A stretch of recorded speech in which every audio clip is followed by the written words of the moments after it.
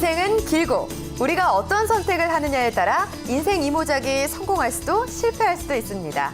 행복한 인생 이모작을 위해 한국직업방송이 준비한 프로그램 행복한 인생 이모작. 매주 월요일 오후 1시부터 여러분과 함께합니다. 안녕하세요. MC 임지연입니다. 예, 안녕하십니까. 행복한 인생 이모작 MC 김군수입니다. 네, 그리고 저는 여러분들 행복한 인생 이모작을 도와드릴 발빠른 소식들을 전해드리는 캐스터 조영주입니다. 반갑습니다. 네, 행복한 인생 이모작. 오늘은 귀농귀촌에 대한 정보들 첫 번째 소식으로 준비했습니다. 알찬 정보 가득하니까 잠시 후에 다시 만나보시고요. 먼저 오늘 이야기 나눌 귀농귀촌에 대한 소식들 조영주 캐스터가 준비했습니다.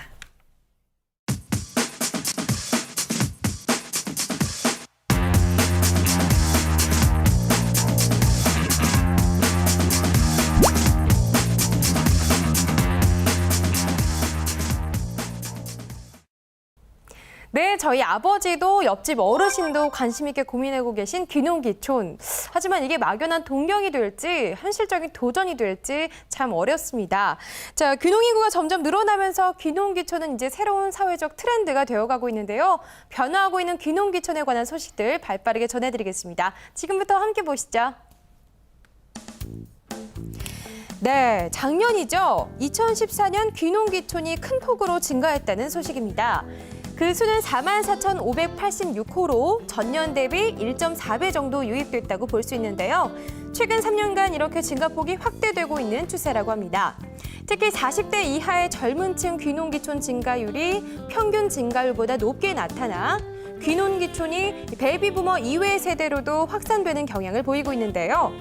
농림축산식품부에 따르면 먼저 2014년 귀촌의 경우 귀촌 가구 33,442호로 전년 대비 1.5배 이상 유입됐다고 하고요. 3년간 그 증가폭이 지속적으로 확대되고 있다고 합니다. 자, 연령대별로는 40대 이하, 50대 순으로 높게 나타났고요. 그 증가율은 40대 이하가 전 연령대에서 가장 높게 나타났습니다. 자, 또 이 귀촌은요, 지역별로 봤을 때 경기도로의 이동이 가장 많았지만 그 비중은 감소세인 반면 제주와 전남, 경북은 높은 증가세를 보였습니다. 자, 그럼 이번엔 귀촌 말고 귀농의 경우를 한번 살펴볼까요? 귀농 가구는 11,144호로 최근 3년 연속 1만 가구 수준을 유지하고 있고요. 50대 그리고 40대 이하의 순으로 그 비중을 차지했습니다. 다만 30대 이하의 귀농인은 전년에 비해 다소 줄어든 것으로 나타났는데요. 그 이유는 농지 가격 상승 등의 귀농 비용 증가 때문에 아무래도 경제력이 아직은 열악한 30대 이하에게는 제한 요인으로 작용했기 때문이라네요. 또 가업, 승계농 증가 등으로 이 귀농 가구 중에 기존 농촌 가구의 세대 편입하는 경우가 13.3%로 전년 대비 0.8%포인트 증가했는데요. 귀농 지역은 귀촌과 달리 영농 여건이 양호하고 농지 등의 초기 투자 비용이 적은 경북, 전남, 경남 이렇게 3개 지역의 선호도가 높은 것으로 나타났습니다. 특히 40대 이하 젊은 층의 귀농이 전남, 전북으로 집중되는 경향이 높았다고 하는데요. 자, 평균 경작 면적을 볼까요? 0.45헥타르로 전년과 비슷하게 나타났는데요. 작물별로는 채소, 과수, 특용, 두류, 논벼의 순이었습니다. 이처럼 수도권 인접 지역에 집중됐던 귀농귀촌이 전국적으로 확산되고 비교적 젊은 연령층이 가세하기 시작하면서 귀농귀촌의 동기도 다양하게 나타나는데요. 은퇴 후의 여생을 위한 경기도권 중심에서의 경제활동, 자연 친화적인 삶, 자녀 교육 등이 목적이 되어서 귀농귀촌지를 선택하는 것으로 나타났습니다. 또 최근 조사에 따르면요. 귀농귀촌 가구의 98%가 귀농귀촌 2, 3년 경과 후에도 농촌 생활을 유지하는 것으로 나타났는데요. 상당히 높은 비율이죠. 자세히 들여다봤더니 당초 이주 지역에서 귀농귀촌을 유지하는 비율은 89.3%로 높게 나타났고요. 다른 농촌 지역으로 재이주한 경우는 8.8%였는데요. 자, 이러한 재이주의 사유로는 장목 변경, 생활환경 문제, 지역 주민과의 갈등, 지원 정책, 귀농귀촌인이 많은 지역으로 이주 등으로 나타났습니다. 또 도시 역귀농 또는 귀촌의 경우는 1.9%로 아주 낮게 나타났는데요. 그 사유는 농업 노동의 어려움, 지역 주민과의 갈등, 외로움과 고립감, 자녀 교육의 순이었습니다. 자, 여러 가지 통계나 자료를 접하게 되면 더 현실적으로 다가오게 되는 귀농귀촌인데요. 자, 지금 여러분은 어떤 상황과 계획 속에서 귀농귀촌의 꿈을 계획하고 계신가요? 앞으로도 참고할 많은 내용들 발빠르게 전해드리도록 하겠습니다.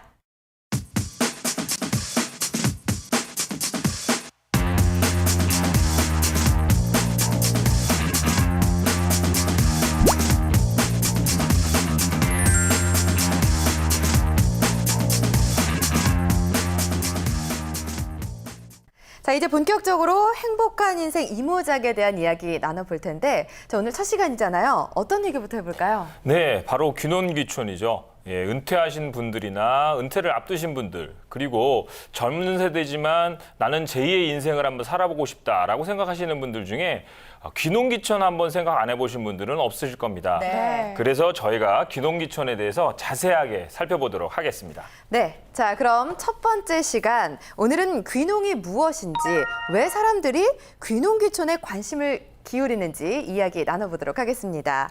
자, 오늘 함께 이야기해 주실 귀농귀촌 전문가 화천현장 귀농학교의 박기훈 선생님과 또 실제 귀농을 하신 배종원 사례자분 모셨습니다. 생생한 이야기 기대되시죠? 인사 나눠보겠습니다. 어서 오세요. 네, 안녕하십니까. 네, 반갑습니다. 자, 그럼 이제부터 귀농귀촌에 대해서 본격적으로 얘기를 해볼까요? 예, 요즘에 귀농귀촌 인구가 많이 늘어나고 있다는데요. 네. 그만큼 귀농귀촌에 대해서 로망을 가진 사람들이 많다는 뜻 아니겠습니까? 그렇죠. 네, 맞아요. 예, 박기훈 전 선생님께서는 귀농귀촌 하시는 분들 얼마나 많이 있는가요? 저희 학교도 그렇고 저희 주변의 교육을 가보면 전국 곳곳에서 귀농귀촌 실행을 하시거나 준비를 하시는 분들이 굉장히 많이 늘어난 건 확실합니다. 네. 예, 다만 아쉬운 점은 우리 농업, 농촌의 현실이 어려운 것처럼 농업을 통해서 자신을 실현을 하려고 하시는 분들의 숫자는 2% 남짓 증가하니까 거의 제자리 걸음을 하고 있다고 볼 수 있습니다. 그렇군요. 자, 우리가 귀농귀촌을 한꺼번에 얘기를 하고 있지만 사실은 귀농과 귀촌은 다른 말이라고요? 네. 귀농은 농사를 지으러 농촌으로 가는 거고요. 네. 귀촌은 농업 이외의 목적으로 농촌으로 가는 거를 말합니다. 네. 하지만 결국 농촌으로 돌아가서 뭐 아무것도 안 하고 살 수는 없지 않습니까? 네. 그래서 생계를 유지하기 위해서 농사를 짓게 되기 때문에 결국 시골로 간다라고 하는 것은 농사를 짓게 되는 게 기본이기 때문에 귀농귀촌이 하나로 이어지게 되는 것 같은데 어떤가요? 법적으로는 규정이 그렇게 되어 있습니다. 귀농은 농업을 중심으로 하고 귀촌은 농업 이외의 목적으로 시골 생활을 하는 것을 얘기하는 건데 네. 저희가 볼 때는 좀 다른 의미도 생각해 봐야 되지 않을까 생각합니다. 왜 농촌으로 이사를 간다고 하지 않고 귀농이라고 할까라는 것은 귀농이란 말 원래가 네. 아마 뿌리를 향해서 간다. 그러니까 귀근, 네. 복귀 귀근에서 온다고 보는데요. 네. 그것은 우리 인간 삶의 뿌리인 흙으로 돌아가고 아. 또 생태적이고 순환적인 삶으로 돌아간다는 그런 삶을 향한 어떤 회귀 이런 것을 얘기하는 것이지 않을까 생각합니다. 그렇지 않다면은 제가 도시에서의 삶과 똑같은 소비적이고 또 적자 생존의 어떤 경쟁적인 삶을 살아가면서 몸만 시골로 간다고 해서 그걸 귀농이라고 볼 수는 좀 어렵지 않을까 생각합니다. 네. 네. 귀농귀촌 인구가 굉장히 많이 늘어났다고 하는데요. 사실 그 귀농에 대해서 제대로 알고 있는 분들은 얼마 되지 않는 것 같습니다. 저희 아버지만 하더라도 농촌으로 돌아가서 살고 싶다. 이런 말씀을 하셨는데 네. 제가 봤을 때는 그냥 막연한 로망 같이 느껴졌었거든요.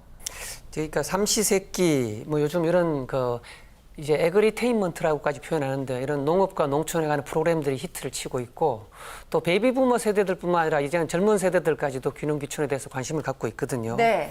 근데 다만 이제 시골에서의 저희 삶을 도시에서와는 다르게 어떤 치열한 삶의 현장을 보지 않고 어떤 피난의 도피처라든가 어떤 힐링의 어떤 대상으로만 여기는 그러니까 환상으로만 여기는 경우가 좀 많죠. 그렇군요. 예, 특히 이게 환상은 베이비부머 세대들이 굉장히 많이 갖고 있을 거로 생각이 됩니다. 이게 네. 베이비부머 세대라고 하는 것은 한국정쟁 직후인 1955년부터 우리나라가 가족계획을 정책을 실행했던 네. 1963년 사이에 태어난 그 세대들을 말하는데요. 네. 이 세대들은 이제 한국의 경제 성장을 이끈 주역이기도 하지만 네.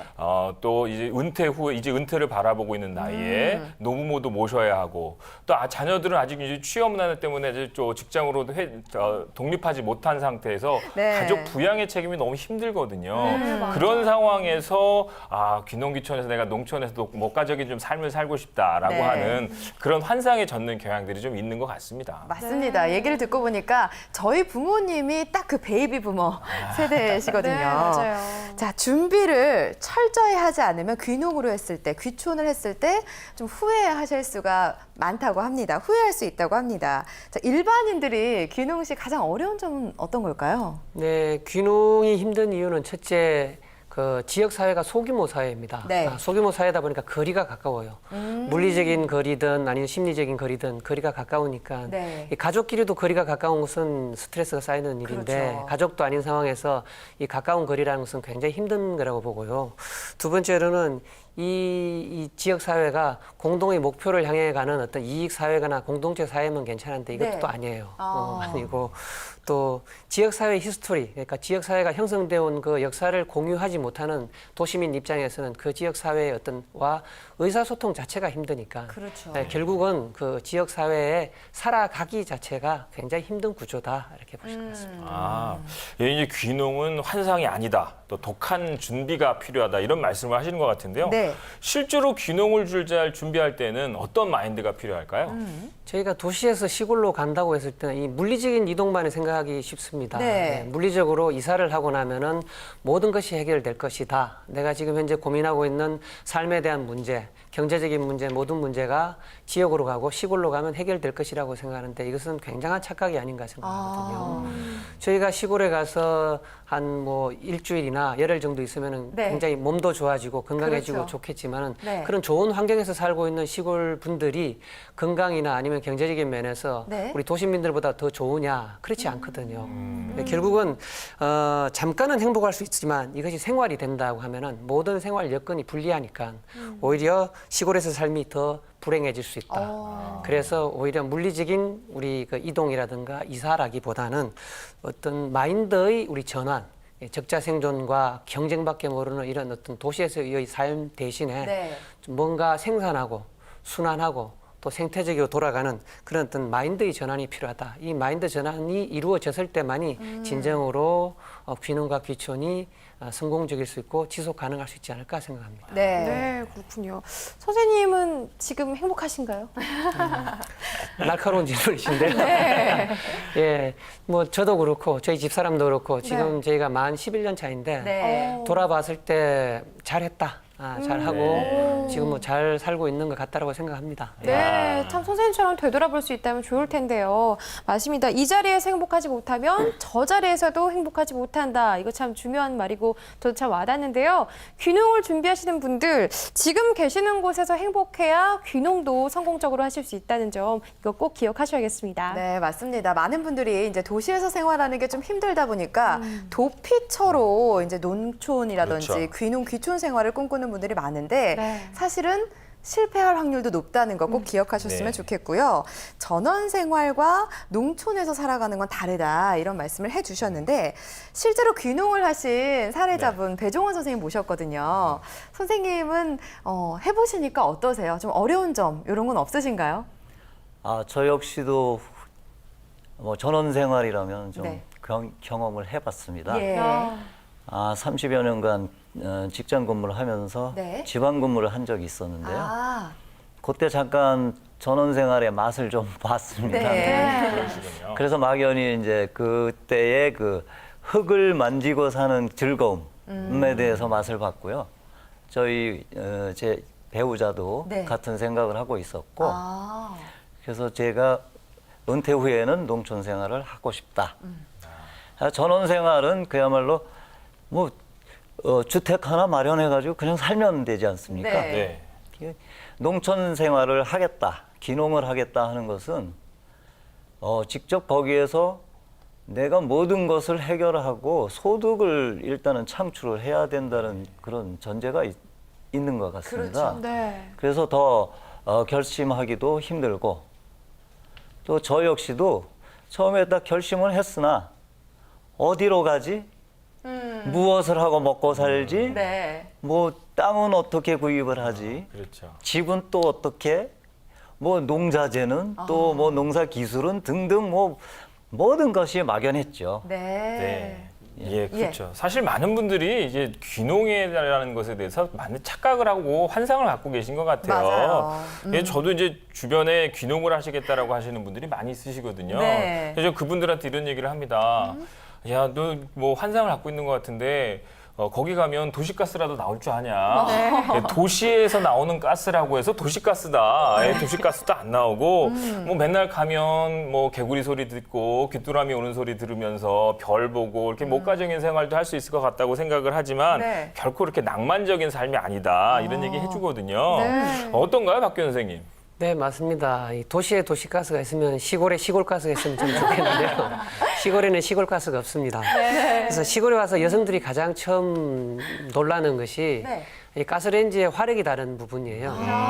LPG를 통해서 제가 요리를 한다든가 아니면 난방을 한다든가 했을 경우에 이 연료율이 달라서 굉장히 애를 많이 먹습니다. 네, 그리고 저희 지역 같은 경우에 중부지방을 기준으로 봤을 때 한겨울에 3대가 같이 사는 가족일 경우에 난방비만요. 보통 이제 기름 보일러를 쓰니까 난방비만 한 달에 한 100만 원 정도 나오니까 이 부분을 감당하는 것만도 굉장히 현실적으로 힘드는 부분이겠죠. 네. 예, 그리고 도시 같은 경우는 사람 하나 안 다니는 어떤 구석진 골목에도 가로등이 다 서 있을 거고 인도에는 전부 다 포장이 되어 있지 않습니까? 그렇죠. 근데 지역에서는 아마 마을과 마을을 잇는 길도 그렇고 네. 마을 내에서 저희가 마실 간다고 하지 않습니까? 네. 어떤 가게가 있는 마을까지 내려갈 때도 인도가 없어요. 그러다 보니까 저희 뭐 시골 사람들 얘기로는 네. 목숨 걸고 마실 간다. 차가 어떻게 올지도 모르니까 이런 뭐 어떤 실제로 생명 위험한 그런 현실적인 문제가 있기도 하고요. 예, 예. 또 저희도 이사 와서 처음 느낀 부분인데 네네. 적응이 안 되는 부분이 너무 어두워요. 겨울에 6시경이니까 아직 초저녁인데 이때만 하더라도 온 동네가 다 끔끔하니까 이 부분을 적응하는 데 굉장히 시간이 많이 걸렸습니다. 맞습니다. 현실적인 문제가 분명히 존재를 하고 있습니다. 그렇군요. 그러고 보니까 뉴스에서 좀 자주 접했던 것 같아요. 시골길을 가다가 어둡다 보니까 사고를 당했다. 이런 소식도 좀 접했던 것 같은데 저희가 이렇게 말씀을 드리니까 초반에 너무 많이 겁을 드린 것 같아요. 환상보다는 철저한 계획을 가져야 된다. 이런 말씀을 드리고 싶습니다. 자, 구체적인 계획을 세워야겠다. 이건 알겠는데 도시에서 살던 분들은 좀 어떤 걸 준비해야 되나 좀 막연한 경우가 사실 굉장히 많거든요. 그렇죠. 박규현 선생님.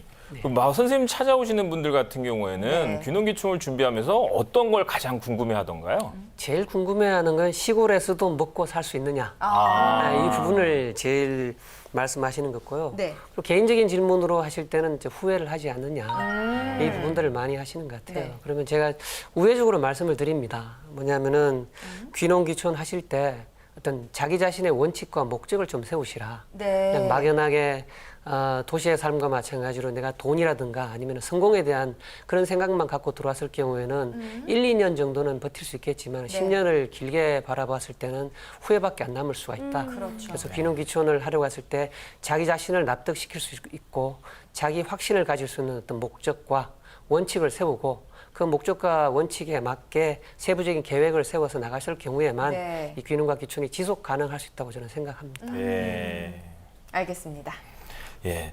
이게 저 같은 경우에는 네. 뭘 해야겠다라는 생각이 들면 그 분야에 대해서 정보부터 모으거든요. 네. 귀농귀촌에도 그런 준비가 필요할 거라고 생각을 하는데요. 네. 어떤가요?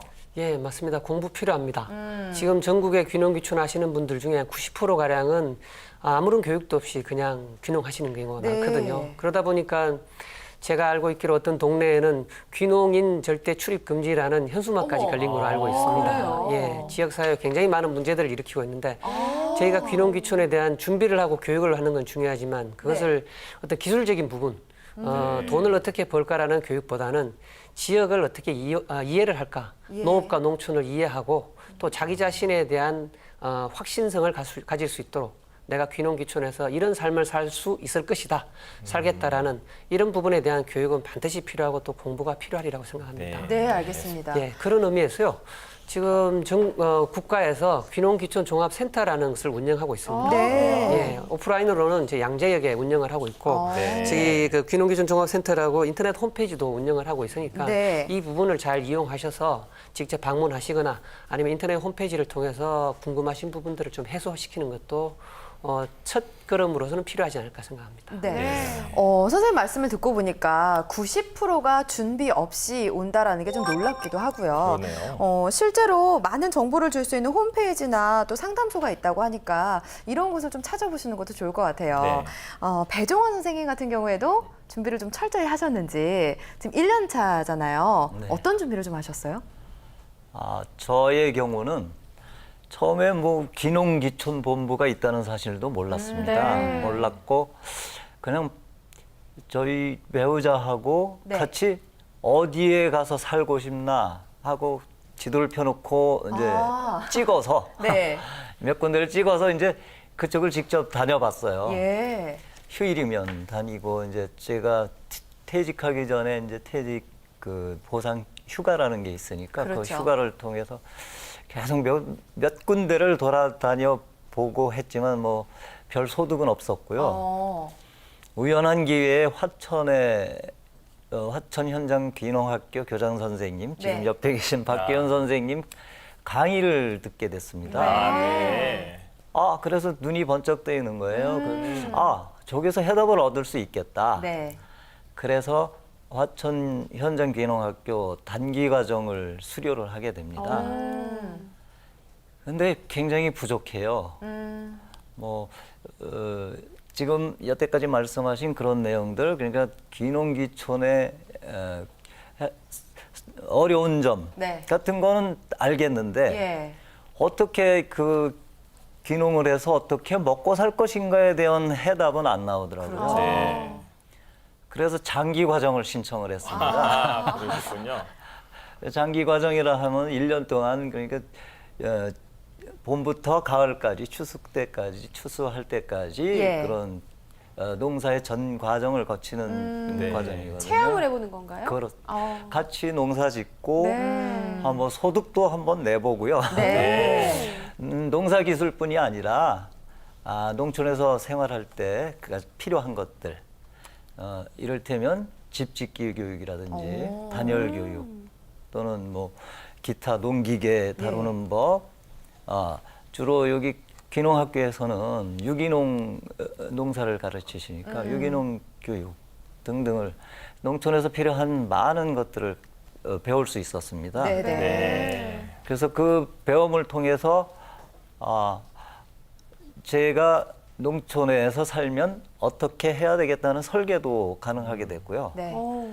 그리고 무엇보다도 그 지역 주민들을 많이 알게 됐어요.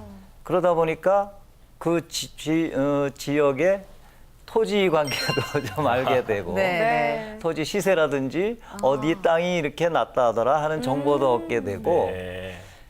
그러다 보니까 자연히 화천에 정착을 하게 됐습니다. 정말 자연스럽게 정착을 하게 되셨고 네. 실제로 그 교육을 받을 만한 가치가 충분히 있었던 것 같아요. 저 경우에는 그렇습니다. 네. 저는 이게 궁금해지는데 그럼 배 선생님이 화천에 자리 잡으시면서 귀농 생활을 하시면서 어떤 점이 가장 힘드셨을까요? 제일 힘든 점은요. 네. 역시 소득을 어떻게 낼 것인가 하는 경제적인 문제예요. 문제. 예. 네. 그런데 그 해답은 제가 단기 과정 할 때도 그런 내용을 수도 없이 들었거든요. 네네. 귀농을 하려면 하고 농사를 지으려면 그 지역에서 제일 많이 하는 것을 해라. 네. 그게 진리였던 것 같습니다. 네. 화천 지역 경우에는 호박, 네. 애호박이요. 네. 애호박, 네. 토마토, 뭐 오이 주로 이런 작물들을 많이 심는데요. 네네. 다 이유가 있었더라고요. 그렇군요. 네. 그래서 그분들이 그렇구나. 그걸 심고 가꾸고 또 소득을 내는 걸 보면서 여기는 이런 걸 할 수밖에 없구나 하는 것도 많이 느꼈고요. 그래서 나 역시 이제 정착을 하게 되면 네. 뭐 다르지 않겠구나. 그런 농사를 지어야 되겠구나. 호박이랑 하는, 토마토. 자연스럽게 알게 네, 됐어요. 그게 터득이 되었습니다. 네. 네. 그런데 이제 그렇게 그 귀농을 하셔가지고 이제 농사를 지으려면 사실 초기에 이제 돈이 많이 들어가게 되잖아요. 시설도 해야 되고.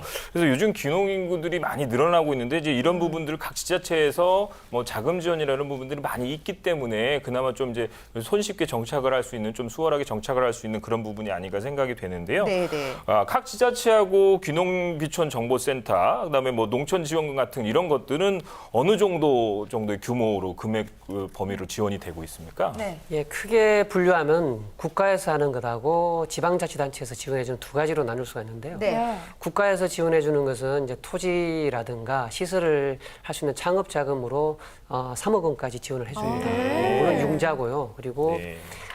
집을 구매하거나 사거나 아니면 지을 수 있는 자금으로는 5천만 원까지 지원을 해주는 걸로 알고 있습니다.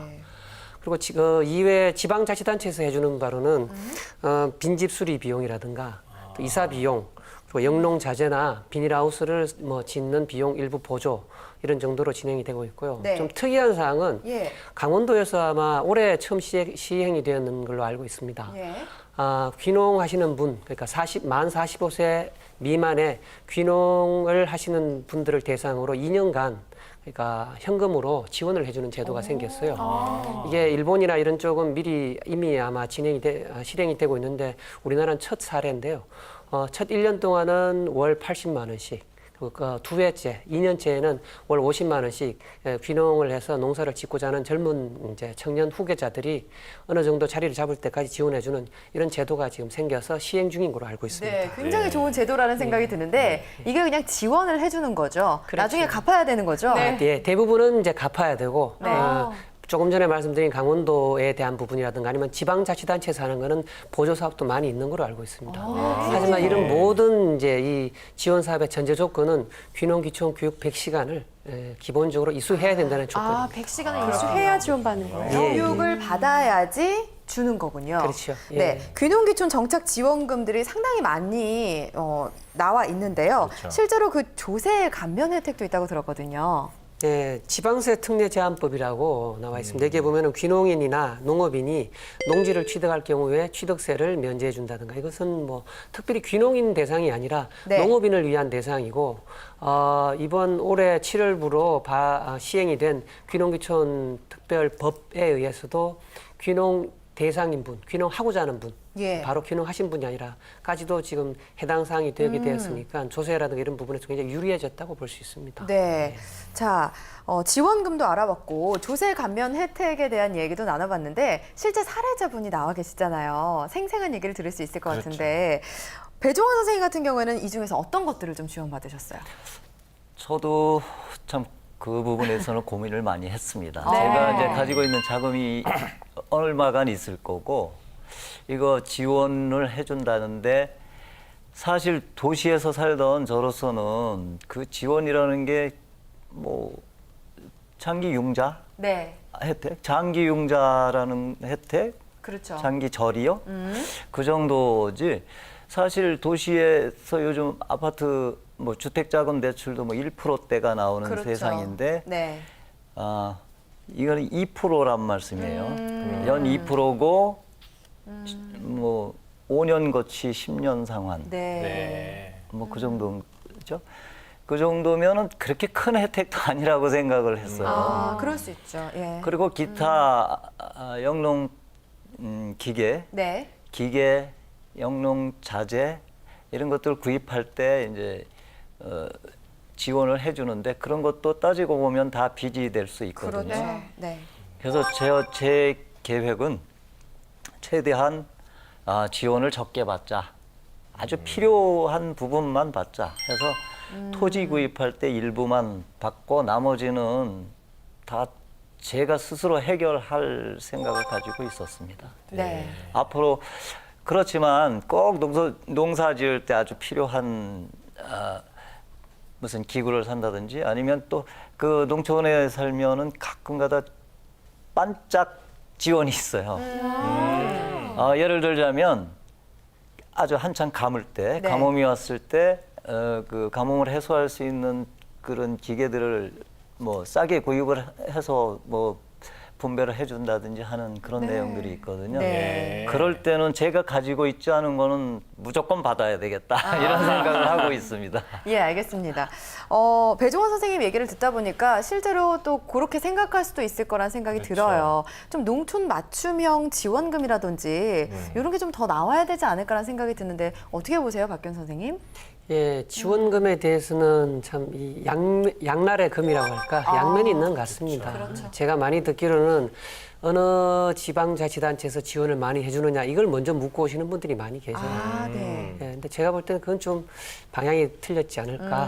내가 어떤 지역에 살고 싶은데 우리 지역에는 어떤 지원이 있느냐라고 묻는 거는 옳겠지만은 그 지원이 어디가 많이 해주느냐에 따라서 내가 어딜 가겠다라는 생각은 아예 앞뒤가 다른 생각이다. 그래서 네. 결국은 지원을 통해서 뭔 일을 하고자 한다면은 그 자체가 이미 실패다고 보는 것이거든요. 저는. 그래서 결국은 빚이니까 그 빚을 시골에서 과연 내가 농사를 짓거나 아니면 시골에서 생활을 통해서 갚아 나갈 수 있을까라고 생각한다면은 쉽지 않을 거다. 만약에 1억 원 정도의 빚을 저희가 땅을 구매를 하기 위해서 네. 임차를 했다. 네. 그러면은 이게 지금 현재상으로는 2%입니다. 2%면은 1년에 200만 원의 이자를 갚아 나가야 되는데 그렇죠. 네. 1억 정도를 투자해서 내가 1년에 200만 원의 순수하게 이자만 갚아 나갈 수 있을까? 네. 이게 다른 사업이 아니라 농사를 통해서. 그렇죠. 제가 농사를 지어본 바로는 굉장히 어려운 일이다. 아. 네, 그러니까 한 3억 정도 받았다면은 이자만 600만 원을 갚아야 되는데 네. 네. 갚을 때는 좋을지, 참 빌릴 때는 좋을지 모르겠지만 그렇죠. 그걸 갚으려고 한다면은 농촌에서는 정말로 쉽지 않은 쉽지 일입니다. 않죠. 네. 예, 그래서 네. 제가 볼 때는 자력갱생이 1번이다. 아. 내 힘으로 우선 진행을 하는 것이 맞다고 생각합니다. 맞습니다. 예, 맞습니다. 그러니까 지금 얘기 들어오면 지원금 제도는 굉장히 많이 있는데 그런 지원금이 어쨌든 공짜가 아니잖아요. 그죠? 맞아요. 예, 그래서 이런 지원금을 받고 귀농을 하신 경우에 만약에 이제 성공을 하면 괜찮은데 실패해서 잘 뭐 돌아갈 일이 생겼다거나 이렇게 할 수는 굉장히 큰 문제가 될 것 같아요. 그렇죠. 우리 뭐 배종원 선생님께서는 그래서 그런 부분들을 전략적으로 아주 최소한의 비용만 이제 뭐 융자를 받고 나머지는 이제 다 자부담으로 이렇게 조달을 하셨다고 했는데요. 주위 분들 중에 이제 이런 문제로 곤란을 겪고 계신 분들도 혹시 있지 않을까요? 제가 듣기로는 뭐 그런 분들도 상당수 있습니다. 네. 그리고 기농기촌 한 사람뿐이 아니고 기존에 이제 농사를 지으셨던 분들, 현지인 분들도 뭐 그런 거를 무섭지 않게 생각하다가 네. 좀 곤란을 겪는 분들이 많이 있다고 들었습니다. 게다가 이 부분에서 조금 이제 잘못 오해가 될 수 있는 부분이 이 귀농귀촌인에 대한 지원에 대한 얘기를 나오니까 기존 농민들이나 기존 지역민들이 굉장히 반발을 하셔요. 왜냐하면은 그분들에게는 없는 특별한 것을 귀농귀촌 하시는 분들에게만 주는 걸로 이렇게 오해가 많이 진행될 수 있는데 네. 사실은 이제 그런 부분은 저희가 조사해본 바로는 아니고요. 네. 지금 창업 자금이라든가 귀농귀촌인을 위한 대부분의 자금 지원은 예. 기존 농민들하고 똑같습니다. 이름만 다를 뿐이지. 기존 농민들은 후계 농업인 자금 형태로 나가는 것을 기존 귀농자들에게는 이제 귀농 창업 자금 형태로 나오고 기존 농민들에게 주택 개량 사업으로 나가는 비용이 귀농인들에게는 귀농 주택 자금으로 나오고 이렇게 이름만 다를 뿐이지 그 어떤 자금의 성격이나 자금의 한도라든가 그건 거의 비슷한 걸로 알고 있습니다. 그러니까 실제로 귀농 귀촌인들에게만 돌아가는 혜택이 아니라 농촌에서 생활하시는 분들에게도 그렇죠. 돌아가는 혜택이라는 거죠. 대부분 그런 상황입니다. 네. 예, 알겠습니다. 선생님 말씀을 듣다 보니까 그 40대 정도, 그러니까 젊은 층들의 이주도 좀 많이 늘어난 것 같고요. 이분들을 대상으로 한 혜택도 좀 많은 것 같은데 어떤 것들이 좀 있을까요? 일단 최근에 많이 붐이 일어나고 있는 도시농업 부분 있지 않습니까? 도시농업 부분과 또 도농교류 이런 사업을 통해서 젊은 분들이 40대 이하, 뭐 이제는 20대 정도까지도 그래요? 귀농귀촌이라든가 아니면 농업과 관련된 비즈니스에 관심을 갖는 분들이 굉장히 많아진 걸로 알고 있습니다. 네. 예. 근데 이게 재미있는 거리인데 그분들 네. 입장에서는 이게 아주 뼈골 빠지게 일하는 농업이나 농사가 아니라 네. 아주 재미있는 뭔가의 거리. 일, 사업 이렇게 받아들이는 거니까 이게 굉장히 좋으면서도 한편 걱정되기도 하고 장단점이 있는 것 같아요. 예. 근데 다만 이제 어떤 식으로 받아들이든지 간에 기존의 70대 이상의 농민이 대다수를 이루는 우리나라 농촌 현실에서 봤을 때 네. 젊은 분들이 우리 농업과 농촌에 대해서 희망을 갖고 들어온다는 자체만 하라도 제가 볼 때는 굉장히 큰 이거는 큰 일이다. 큰 계기가 될 수 있다라고 보고요. 선생님도 젊었을 그렇지 네. 않았습니까? 그래서 어쨌든 이런 젊은 분들이 예. 농촌 사회에 좀 바람을 좀 일으키는 건 사실인 것 같습니다. 옆에서 지켜보니까. 네. 예, 그동안은 이제 먹을거리를 생산하는 생산자로서만 농업을 바라봤다면은 네. 예. 이제는 먹을거리 생산 이외에 이 어떤 도시와 농업을 잇는 가교라든가 아니면은 어떤 이 농업을 활용한 다른 네. 여타 사업과 일종의 융복합이라고 할 수 있죠. 이런 부분까지 눈을 돌리고 진행된다는 입장에서는 시골에 살고 있는 저희들 입장에서는 굉장히 좋다, 굉장히 바람직하고 그래서 저도 뭐 저희 애들한테 될 수 있으면은 도시에 나가서 새로운 직업을 찾기보다는 뭐 아빠가 하는 일이라든가 지역에서 하고 있는 일들을 잘 눈여겨보고 네. 이런 부분들을 응용하거나 활용해서 어떤 일을 진행하는 것이 향후 정말로 굉장히 전망 있는 일이 아니겠는가라고 생각하고요.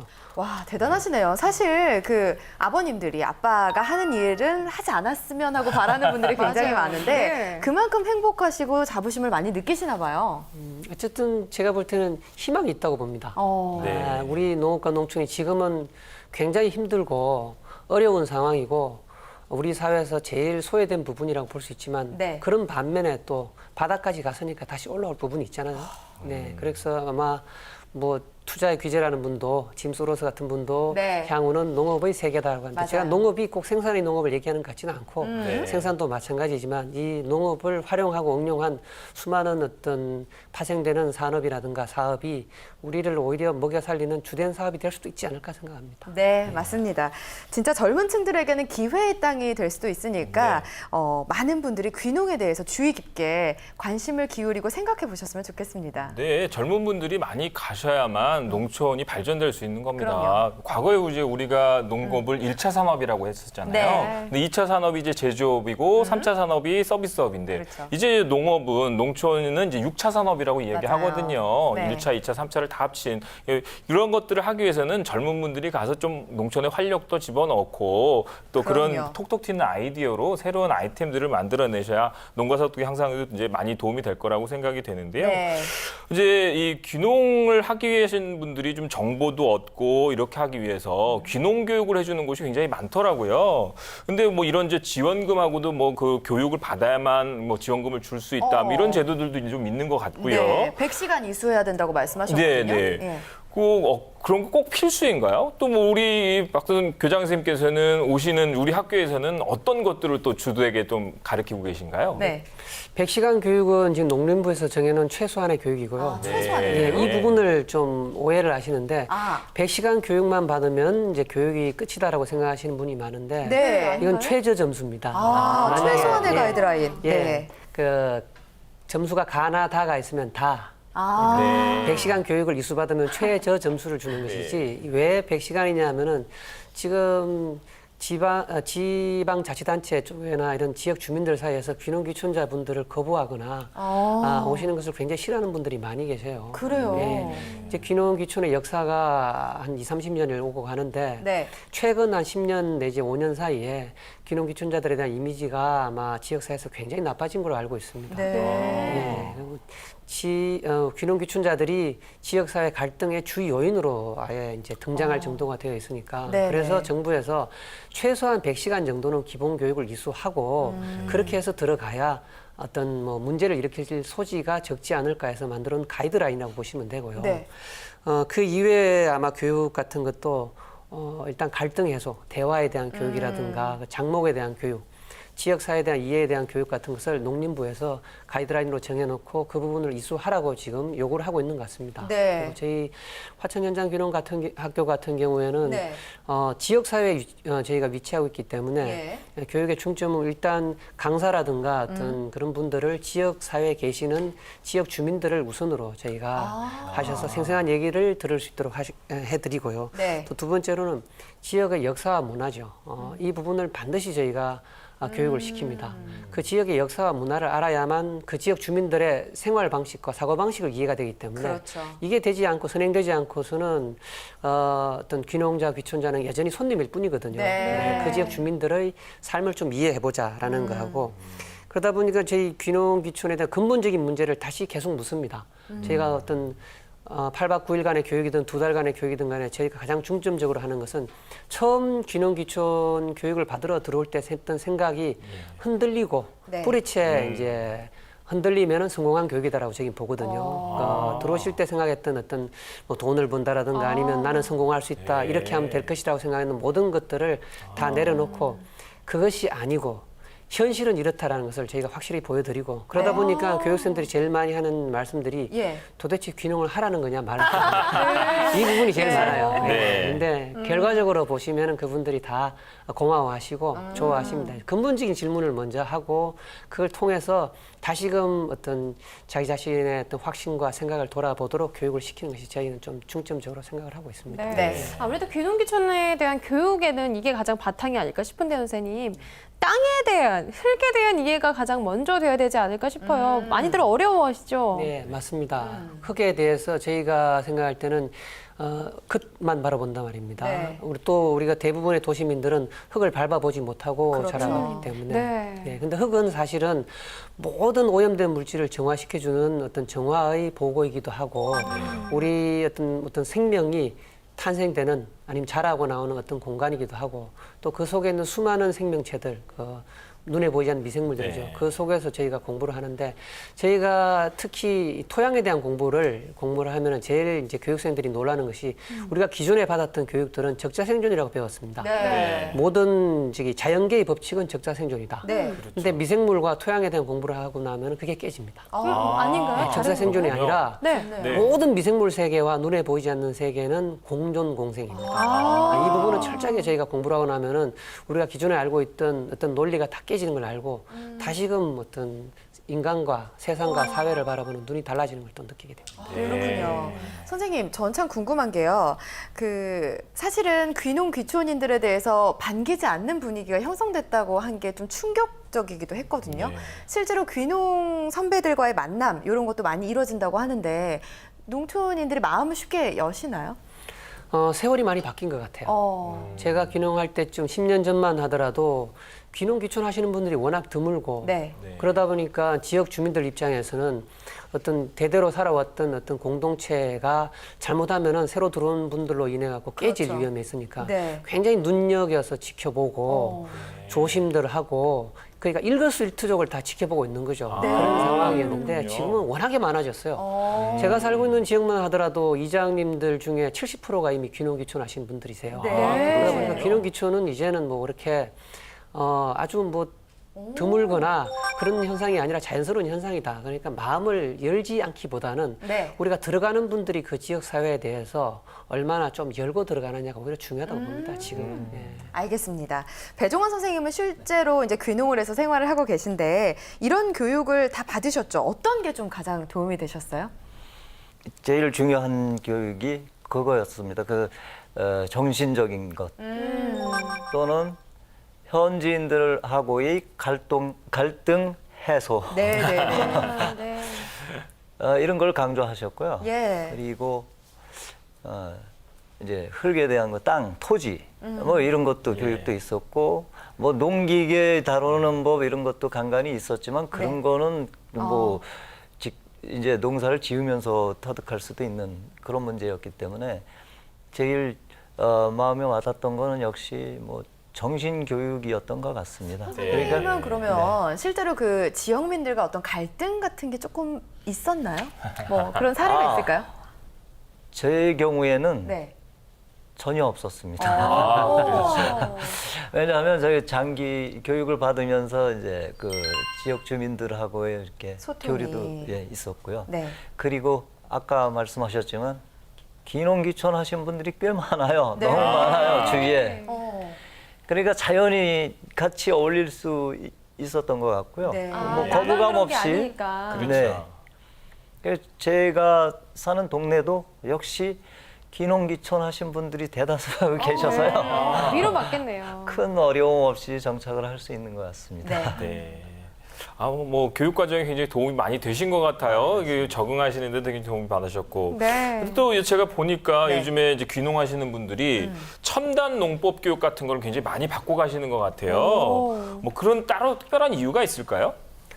지금은 이제 옛날에는요, 할 게 없으면 농사 짓자, 농사 네. 짓는다 이런 얘기 했었는데 지금은 아마 완전히 달라진 것 같아요. 네. 귀농, 특히 농사를 짓는 데 대한 진입 장벽이 굉장히 높습니다. 네. 이 단지 토지, 이게 땅값이 비싸서 그렇다기보다는 이 농업에 대한 기술적인 부분이 굉장히 발전을 해버렸어요. 네. 저희가 처음 진입을 하시는 분들이 그 농업과 농사에 대한 기술을 따라가는 게 굉장히 버겁고 힘든 일로 지금은 되어 있습니다. 네. 그러다 보니까 제가 볼 때는 아마 좀 첨단 농법이라면은 여러 가지 첨단적 기술이라든가 기계라든가 시설을 이용해서 관리를 하니까 귀농귀촌 하시는 분들이 쉽게 따라갈 수 있을 것 같고 네.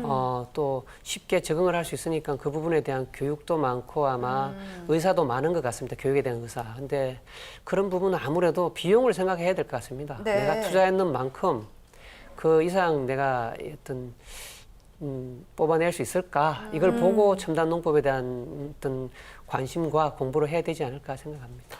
네, 그러면 그 귀농하시는 이제 농사 경험이 없으신 분들이 이제 새로운 농법으로 적용을 하셔야 될 텐데 네. 그래도 조금 적응하기 쉽거나 또 혹은 우리가 사회에서 배웠던 기술들을 활용할 수 있는 어떤 그런 농법들도 존재할까요?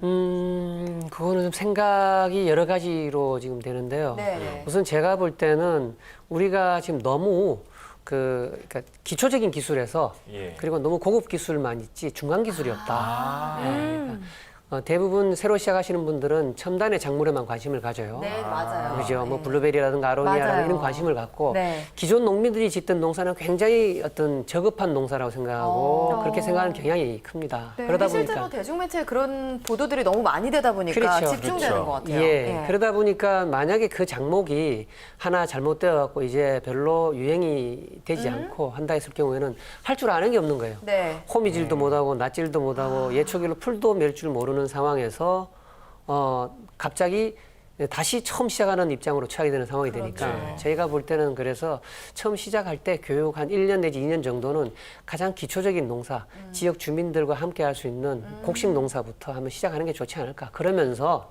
좀 내가 하고 싶어하는 첨단의 농사라든가 유행하는 농사들을 같이 진행하면은 이게 발맞춰서 나갈 수 있는데 너무 우리는 앞서가서 공부하지 않을까. 그러다 보니까 실패하는 확률이 굉장히 높고 돈도 많이 손해를 보고 그런 경우가 있는 것 같아요. 그러고 정말, 보면 예. 그러고 보면 우리 이제 배종원 선생님께서 우리 교장 선생님의 교육 과정을 잘 유도하신 것 같아요. 지역에 있는 가장 그 흔한 작물들서부터 내가 재배를 하기 시작했다라고 그렇죠. 해서 정착이 쉬웠다라는 네. 말씀을 해주셨는데요. 네, 맞습니다. 또, 네, 저는 배 선생님께 이런 점이 궁금해요. 사실 저희 아버지도 굉장히 귀농의 꿈을 갖고 계신데 네. 엄마는 정말 싫어하시거든요. 맞아요. 근데 가족들 간에 이런 갈등도 있을 수 있고 그런 자식들 간에 그런 것들 합의가 이루어져야 될 텐데 선생님의 경우는 뭐 행운하죠. 네, 일단은 아내분이 찬성을 해주셨으니까. 네, 그런 과정에서는 어떻게 자연스럽게 그냥 가셨는지 그렇습니다. 네, 저는 자녀분들과의 협의는 어떻게 됐는지 궁금하네요. 그러게요.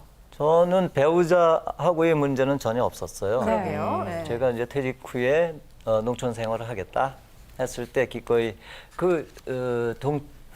동의를 해줬고 또 동참을 하기로 또 약속을 했고 많은 분들이 부러워하실 것 같아요. 네. 그렇습니다. 지난번에 화천기농학교 단기 과정을 또 수료를 했습니다. 네. 네. 또 사모님도 같이. 그러셨군요. 예. 아, 그것은 전에 아까 말씀드렸다시피 그 전원 생활을 하면서 네. 흙을 만지는 즐거움을 알기 때문에 그리고 자연하고 더불어서 산다는 그 힐링 뭐 이런 부분을 많이 느끼기 때문에 네네. 기꺼이 동참을 했던 것 같고요. 그 외에 주변에 뭐 친지들은 반대 분위기죠. 걱정을 많이 하시죠. 예. 고생 사서 한다. 직장 생활만 하던 네. 사람이 어떻게 네. 농사를 짓겠느냐 뭐 하는 걱정들을 많이 하기 때문에 지금 제가 거기에 정착한 지 이제 1년 가까이 되지만 네. 안 알리고 계신 분들도 있어요, 지금. 제가 제가 이제 방송 타서 이제 다 알겠네요. 예. 그래서 어떤 정도의 이제 규모가 되고 뭐 하면 알려드려야죠. 네. 그렇군요. 그래도 이제 선생님 같은 경우에는 뭐 단기 교육부터 시작해서 장기 교육까지 철저하게 받으셨기 때문에 네. 그런 걱정들을 쉽게 누그러뜨릴 수 있지 않을까 싶어요. 귀농이라는 게 환상만 가지고는 절대 쉽지 않다라는 거 오늘 많이 배우게 되는 것 같습니다. 네. 하지만 또 귀농인들에게 많은 지원 제도도 있으니까 철저하게 계획하시고 선별하시는 것도 참 중요할 것 같고요. 배종원 선생님 사실 그 선배잖아요. 후배들이 어떻게 하면 좀 잘 선생님처럼 할 수 있을까 궁금해하실 텐데 얘기를 좀 해주세요. 조언 같은 거. 글쎄 예. 제가 잘하고 있는지는 모르겠지만 아까 교육 내용 얘기가 잠깐 나왔었는데요. 네. 사실 저도 그 화천에 대한 뭐 역사도 배우고 네. 뭐 그 마을마다의 그 사연들이 다 있더라고요. 그리고 그 마을에서 중요한 역할을 하시는 분들이 또 강사로 나오고 네. 하다 보니까 그분들 말씀을 듣고 이게 매치가 되는 거예요. 네. 그러니까 어느 마을은 어떤 마을 내력이 있더라. 네. 네. 근데 이분은 이런 말씀을 하신다. 이런 거를 들 때 그런 걸 그 지역 사회에 대해서 더 이해를 많이 하게 됐고요. 그래서 아까도 말씀드렸지만 그 지역에 이렇게 정착하는데 큰 도움이 됐던 것 같습니다. 네. 그래서 제 후배들한테 좀 한 말씀 드리자면 네. 일단은 어떤 지역에 내가 들어가서 어떤 일을 하면서 살 것이다 하면 그 지역에 대한 이해를 먼저 하고 그 주민들에 대한 성향이라든지 이런 것들을 잘 이해하고 또 같이 어울리려는 노력을 좀 많이 하셔야 될 것 같다 하는 말씀을 드리고 싶습니다. 네. 네. 정말 이제 이 귀농을 준비하시는 분들에게 정말 중요한 정보를 주신 것 같아요. 네, 맞습니다. 이 이제 선배님이 경험자가 아니면 해줄 수 없는 맞아요. 그런 말씀을 해주셨습니다. 네. 그러면 우리 박교 선생님, 이 전문가 입장에서 귀농을 준비하시는 분들에게는 어떤 조언을 하고 싶으신가요? 우선 시골에서 산다는 자체가 네. 우리 사회에서는 이제 모든 기득권을 버리고 내려간다. 이걸 이제 저희가 기득권을 버린다는 그 의미를 먼저 인정하고 들어가야 된다는 거죠. 우리가 도시에서 살 때의 모든 우리가 누릴 수 있는 것들을 지역 사회로 들어가면은 일단 못 누린다는 거. 하다못해 저희가 교육 때 어떤 얘기가 있었는가니 우리가 농업인의 입장이니까 FTA에 대한 어떤 반대에 네. 대한 강사분이 얘기가 나오자 이제 강의를 듣던 교육생이 한 분이 손을 들고 굉장히 이제 반대 의견을 표현하셨어요. 네, 네. FTA가 없으면 우리가 어떻게 먹고 사느냐. 당연한 말씀입니다. 당연한 말씀이지만 문제는 뭐냐면은 입장이 다르다. 이제 그 귀농을 하시고 귀촌을 하는 입장이 되면은 다수의 입장인 도시 소비자 입장에서 그렇죠. 아주 극소수자인 우리나라 사회의 소외된 입장인 네. FTA를 반대하는 입장으로 이제 들어오는 네. 거라는 겁니다. 네, 그러한 어떤 존재의 전환 이런 부분들이 이제 시작이 되는 지점이다. 그러니까 그런 부분들을 좀 보고 마음가짐을 갖고 와야 되겠다. 그리고 규모가 큰 사회에서 소규모 사회로 옮겨온다는 건 그 자체가 의미가 있는 일이다. 네. 여러 가지 큰 사회에서 이루어지던 그런 어떤 여러 가지 사회적인 관계와 소규모 사회에서 이루어지는 사회적 관계는 관계의 질이라든가 규모가 이미 다르다. 그 속에서 일어나는 여러 가지 일들은 작은 규모의 사회에서 우리가 해결할 수 있는 방법들을 찾아야 되는 것이지 여전히 내가 도시에서 생각하든 또 대규모 사회에서의 조직에서 생각하든 생각을 갖고 이 작은 사회, 거리가 가까운 사회에서 우리가 부딪히며 산다는 것은 굉장히 피곤하고 힘든 일이라는 거죠. 그 부분 우리가 일단 인정하고 들어오자라는 것이 제 얘기예요. 네. 네. 배종원 사례자님과 그리고 교장 선생님 말씀을 들으면서 진짜 그 지역과 또 주민에 대한 이해, 열린 마음이 필요하다는 거 네. 와닿았습니다. 잘 새겨듣도록 하겠습니다.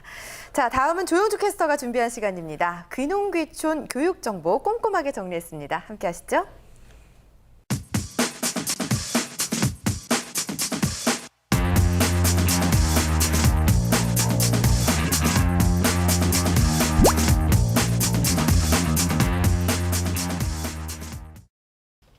네, 한 해가 다르게 늘어가고 있는 귀농 인구. 하지만 오늘 이야기 나눠봤듯이 이 귀농 귀촌은 단순한 환상이 아닌 현실입니다. 그렇기 때문에 철저한 교육과 정보들이 필요하겠죠. 자, 많은 단체에서 귀농 교육을 운영하고 있다고 하는데요. 지금부터 귀농 교육 정보 소개해드리겠습니다. 네, 경남 생태 귀농에서 귀농 귀촌 기초 교육을 실시합니다. 교육 인원은 50명이고요. 교육 기간은 8월 29일부터 10월 31일까지입니다. 교육장은 경남 창원에 위치한 성산사회종합복지관, 경남 남해군, 의령군 등입니다. 부산 귀농학교에서 20, 30대 청년들을 대상으로 청년 세대 실전 귀농 탐색을 진행합니다. 모집 인원은 20명이고요. 교육 기간은 10월 8일부터 11월 15일까지입니다. 교육은 부산 귀농학교 그리고 선도 농가 등에서 이루어집니다. 전국 귀농운동본부에서 서울 생태귀농학교 귀농 기초과정을 실시합니다. 교육 인원 25명이고요. 교육 기간은 9월 1일부터 10월 24일까지입니다. 교육장은 서울 동대문구에 위치한 한살림 교육장 그리고 각 지역 농가가 되겠습니다. 서정대학교 산학협력단에서 귀농으로 농업법인 CEO 되는 기를 진행합니다. 교육 인원은 30명이고요. 교육 기간은 10월 17일부터 11월 28일까지입니다. 교육장은 경기도 양주에 위치한 서정대학 그리고 청솔 유기농 조합입니다. 서해 영농조합법인에서 귀농인 친환경 복합 영농 창업 과정을 실시합니다. 교육 인원은 25명이고요. 교육 기간은 8월 31일부터 10월 30일까지입니다. 교육장은 경기도 평택에 위치한 햇살들 교육원입니다.